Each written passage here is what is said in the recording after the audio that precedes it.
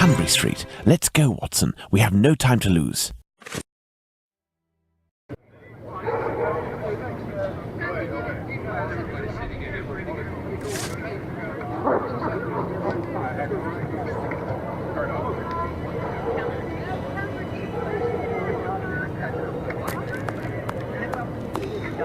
You can go in, Mr. Holmes. She's there. We didn't touch a thing.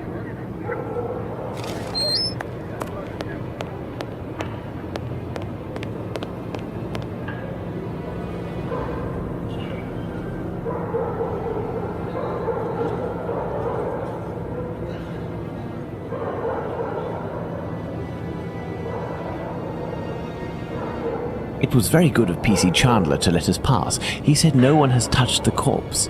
It's the perfect opportunity for us to put our skills to the test. Watson, let's not waste it.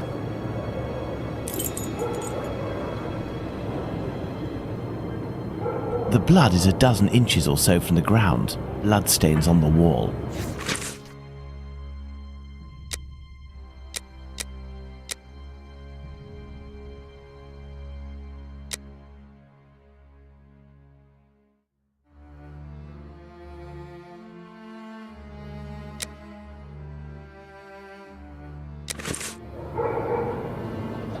Two combs, curiously arranged. A piece of coarse muslin.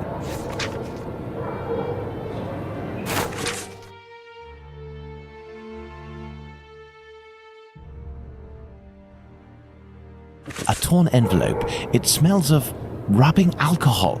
It contains 3 pills. I will take one. 2 should suffice for the police.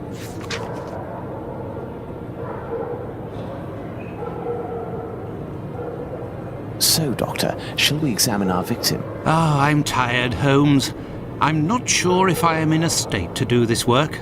Come, Watson, there's little time. Show me what you're made of.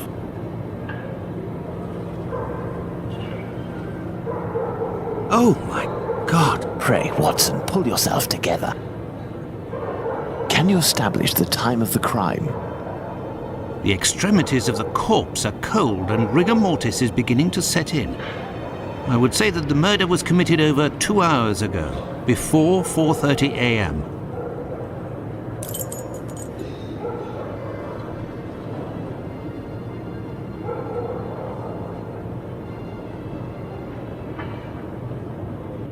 Now let's look at the stomach, or at least what remains of it. It's dreadful, Holmes. Who could do that to someone? That's what you're here for, Watson. Tell me what this man has done. The stomach has been entirely opened and... oh, my God! A number of organs have been removed. So you're telling me that the organs were removed, Watson? They weren't ripped out? Not at all, Holmes. On the contrary, this is clearly the work of an expert. I couldn't have done any better myself. And the uterus is missing.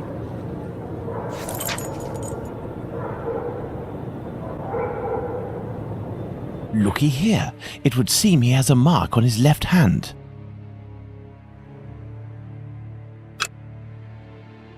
The victim must have worn a large ring or several little ones, and someone pulled them off forcefully. This detail will be very valuable, Watson. You can be sure of that.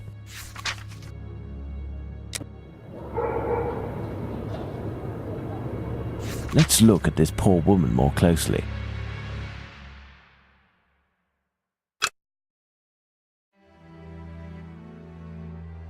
Look at her neck. What can you tell me? There are 2 incisions. A bruise. The victim's face appears to have bruising, wouldn't you say?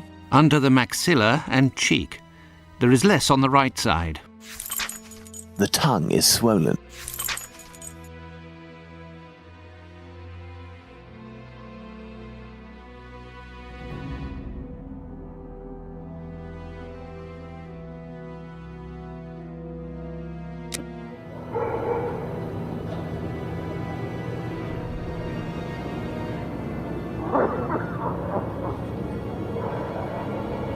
There are no trails on the ground. There's no sign of a struggle. My dear Watson, now that we have found all of our clues, nothing remains but to subject them to our most likely hypotheses in order to deduce the facts.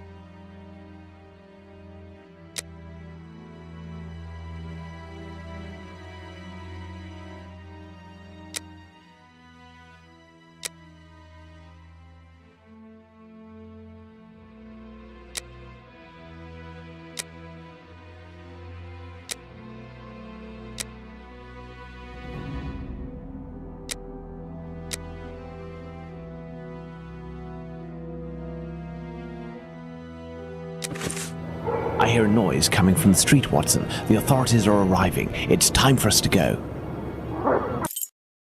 Holmes has been locked away in his room for days, always saying the same things. I'm thinking, Watson. Very good, Watson. As you wish, Watson. But I am thinking too, so much so that I can't sleep. Annie Chapman. Good Lord.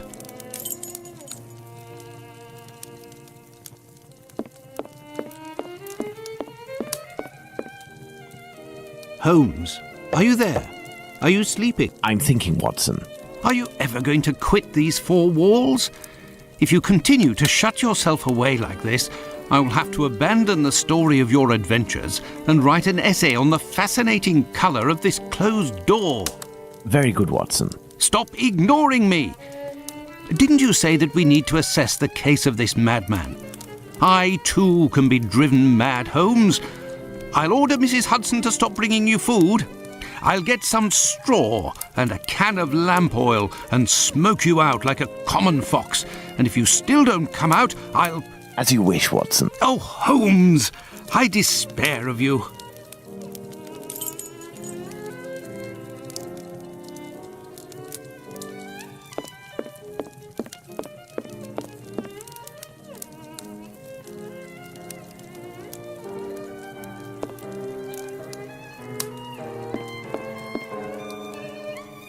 Holmes examined the broken jar that belonged to Finley's tenant.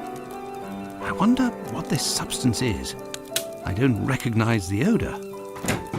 Formalin, Watson. This jar contained formalin. Interesting, don't you think? I've been waiting for something for days. Just the tiniest bit of news that would make sense of this whole matter. But there's nothing, neither from the press nor the police. Unless Inspector Aberline is holding on to some information without realizing its importance, which is quite possible. It is time for you to return to the police station in Whitechapel, Watson. And didn't you tell me that you had a matter to take care of it? Take advantage of it to learn more about this pill and its contents. Ah, but Holmes, it's late, and spending another night in this district is hardly my idea of entertainment. I know, Doctor, but we don't have any choice. Time is against us. Take your pistol in case you run into any troublesome characters. Fine, as you wish, Holmes.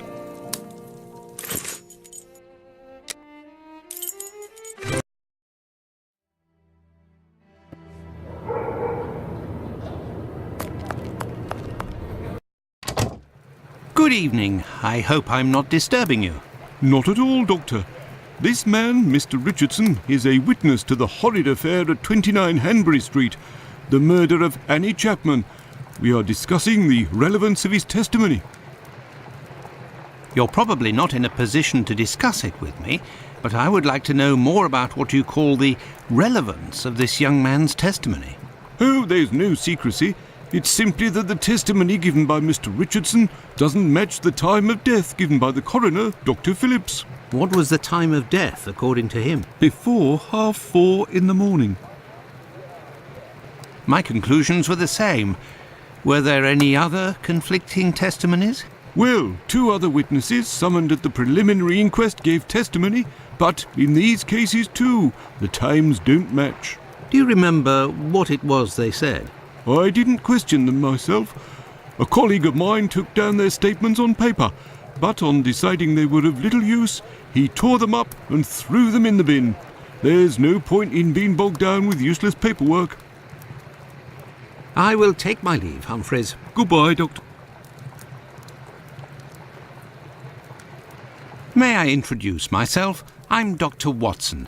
I am... You wouldn't be the chap what writes the detective stories in that there paper?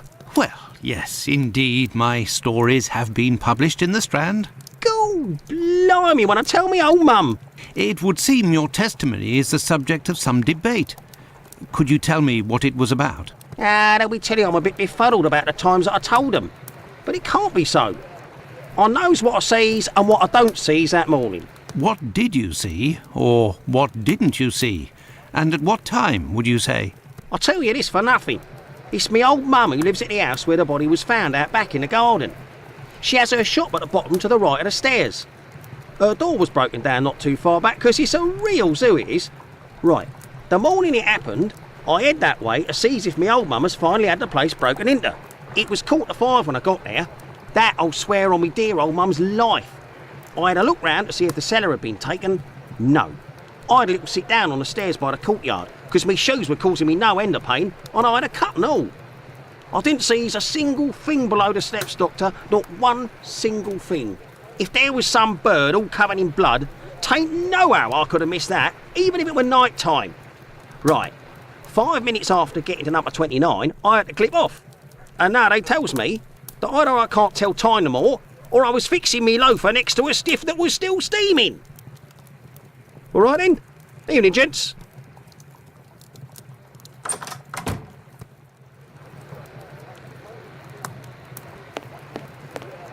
Here are the ripped statements. I can piece them together again.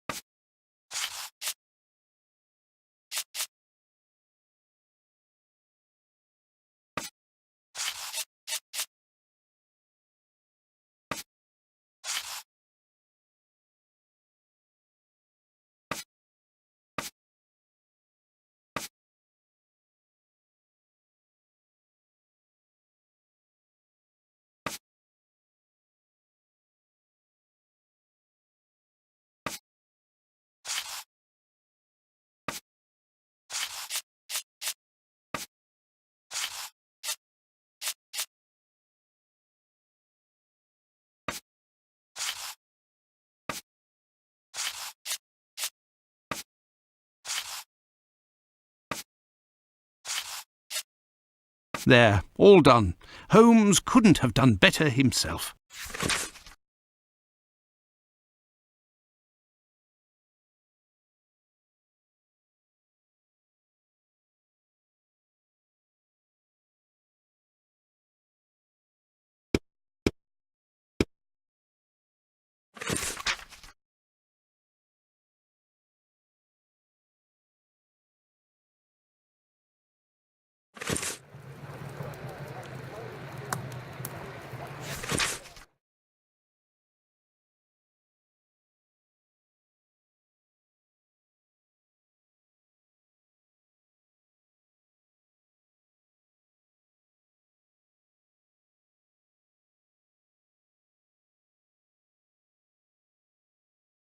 An old report on arrests that took place a few years earlier.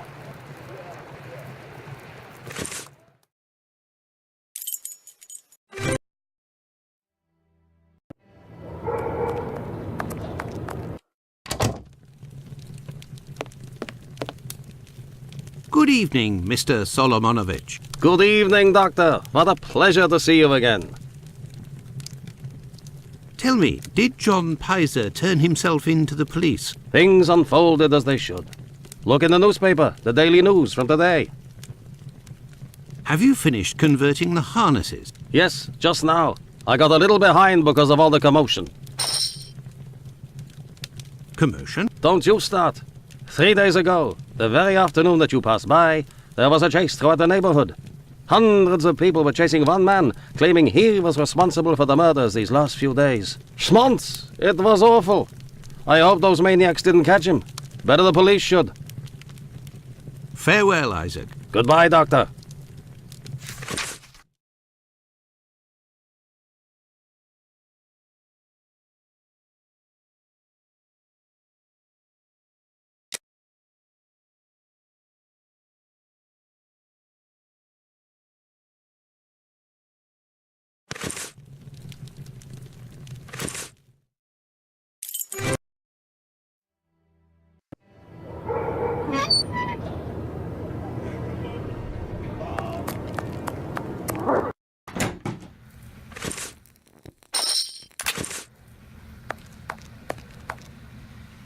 Good evening, Dr. Gibbons. Dr. Watson.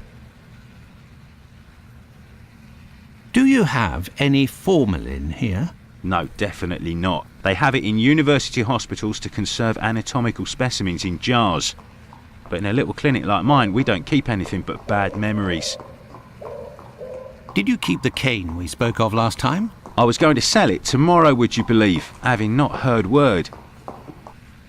Here are your harnesses, Doctor. They are top quality, I'd say. Definitely worth the price of this walking stick. Here, it's yours.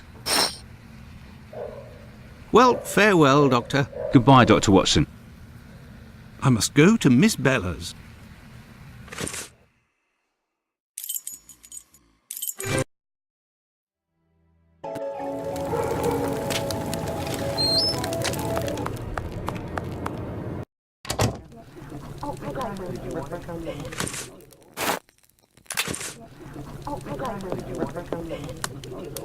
Good evening, ma'am. Your door was open.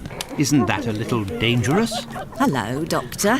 Don't worry, if the looks of anyone who enters doesn't please me, me and my pistol know how to convince them to leave. Do you happen to know Annie Chapman, the poor woman who was killed 3 days ago? Dark Annie? Like all the drifters in the area, I've seen her once or twice. With respect to the dead, Annie really was the bottom of the barrel. What do you mean? Well, in our profession, the pretty young ones go out when night has barely fallen and don't have a problem finding takers. But poor girls like Annie or Polly Nichols, who aren't as tender and are often sick, sometimes trudge around for a whole night in the cold and the rain before landing a client. And that doesn't help their appearances either. They don't have much choice about paying for a bed for a few hours, a glass of gin or a hot meal. How terribly sad. That's the price of survival in Whitechapel, my angel. One of my girls knew Annie for some time. They bought some jewellery on the black market, I think. Jewellery? How could Annie Chapman have possibly afforded jewellery? Luxuries for a woman are always relative to her condition, Doctor. As a matter of fact, it was real cheap junk. Annie got 3 assorted brass rings, I think. It's been said I have a memory for jewellery.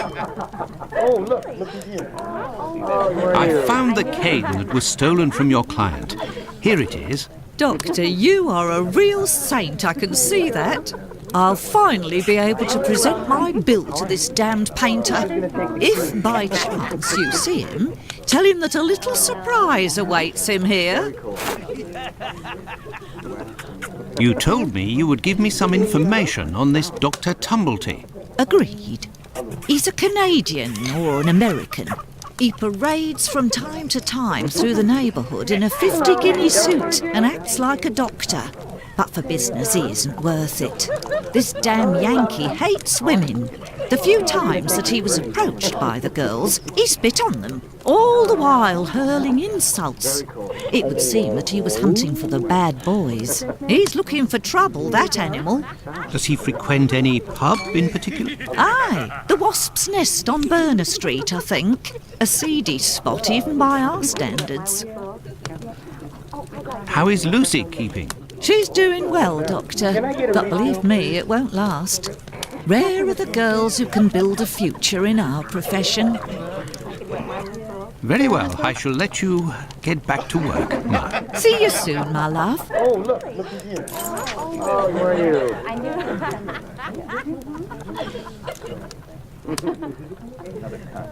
you?